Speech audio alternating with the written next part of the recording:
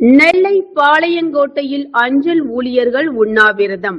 புதிய பென்ஷன் திட்டத்தை ரத்து செய்ய கோரி அனைத்திந்திய அஞ்சல் ஊழியர் சங்கங்கள் சார்பில் பாளை சித்த மருத்துவக் கல்லூரி எதிரே உண்ணாவிரத போராட்டம் நடந்தது. அனைத்திந்திய அஞ்சல் ஊழியர் சங்க கோட்டச் செயலாளர்கள் ஜேக்கப்ராஜ், அருண்குமார், கிளை செயலாளர்கள் சுப்பிரமணியன், தங்கராஜ், சிவகணேஷ், லக்ஷ்மணன் ஆகியோர் முன்னிலை வகித்தனர்.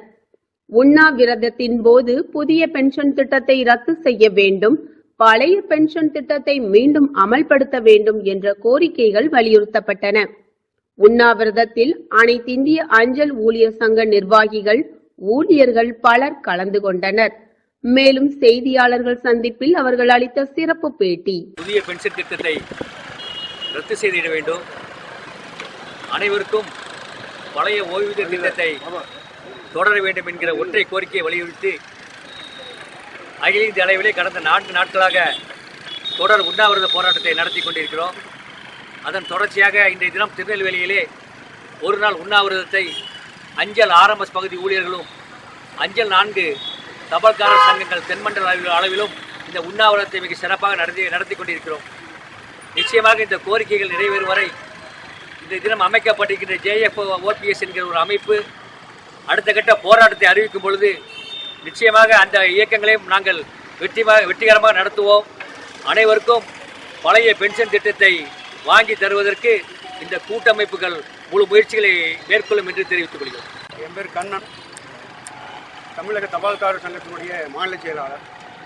இது அகில இந்திய அளவில் இருக்கக்கூடிய அனைத்து சங்கங்களும் சேர்ந்து, மத்திய அரசு ஊழியர் சங்கங்கள்லாம் சேர்ந்து இந்த போராட்டத்தை அறிவிச்சிருக்கு.